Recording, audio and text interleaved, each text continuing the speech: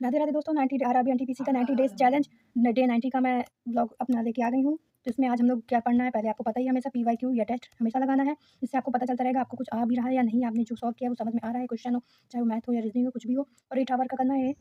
Math में आपको वही मैंने जैसे बताया, आज का पहले हमारा फोटो है silent moves create loud result. तो आप समझी गए होंगे, आराम से पढ़ते रहिए, किसी को कुछ नहीं बताना है या बोलना है कि मैं ये कर रहा हूँ, मैं वो कर रहा हूँ। साइलेंट होकर के पढ़ाई कीजिए, किसी को कुछ भी बोलने की आवश्यकता नहीं है, रिजल्ट आपका बता देगा। और कुछ बातें कहते हैं ना, बतानी नहीं चाहिए पहले।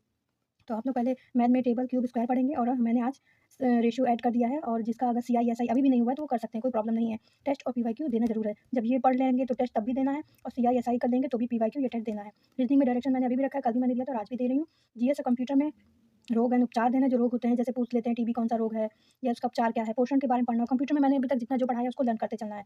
और बाकी इन सबका टेस्ट और पीवाईक्यू जरूर देना है। और जीके करंट अफेयर में विजयनगर, बहमानी साम्राज्य और मंदिर घराना, मूल अधिकार क्योंकि छोटा नहीं है इसलिए मैंने आज भी दिया हुआ है। इसको आप यहाँ पे कंप्यूटर की जगह पे टाइम टेबल पे कर सकते हैं, इससे आपको ओवर नहीं लगेगा। इसलिए थोड़ा-थोड़ा पढ़ते ज़रूर रहिएगा। कभी भी ये मत सोचिएगा कि बहुत ज़्यादा है या बोरिंग लगे, तो इधर-उधर आप थोड़ा घूम लीजिए, पार्क में टहल लीजिए, दोस्तों से गपशप बात कर लीजिए, गुपचुप बातें कर लीजिए, कुछ भी कर लीजिए जो आपको अच्छा लगे। जैसे किसी को आर्ट पसंद है तो आर्ट कर लीजिए, कुकिंग कर लीजिए या जो भी हो। कुकिंग कम ही कीजिएगा वरना फिर आपका टाइम खराब हो जाएगा। इसीलिए ज़्यादा से ज़्यादा पढ़ाई पे ध्यान दीजिएगा और जितना हो सके ओवरऑल आपने ज़्यादा से ज़्यादा समय से पढ़ाई को दीजिएगा, क्योंकि अभी एक बार समय निकल गया फिर दोबारा लौट के नहीं आएगा।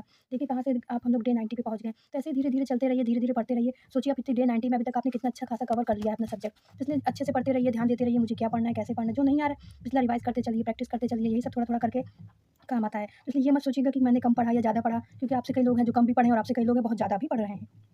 हम लोग एक बार लेज़ीनेस कर लेते हैं, आलस कर लेते हैं, लेकिन लेकिन ऐसा नहीं करना है। इसलिए हमें पढ़ाई पे ही मेरा फ़ोकस होना चाहिए, आप हो चाहे कोई हो। तो इसीलिए आरआरबी एस्पिरेंट्स मैं यही कहना चाहूँगी, पूरा फुल्ली फ़ोकस्ड आपका सिर्फ़ पढ़ाई पे होना चाहिए। All the best. Radhe Radhe. Telegram का लिंक दे दिया है, वहाँ पे आप जाके फ़ॉलो कर सकते हो और इंस्टाग्राम पे भी आप मुझे फ़ॉलो कर सकते हैं। राधे-राधे।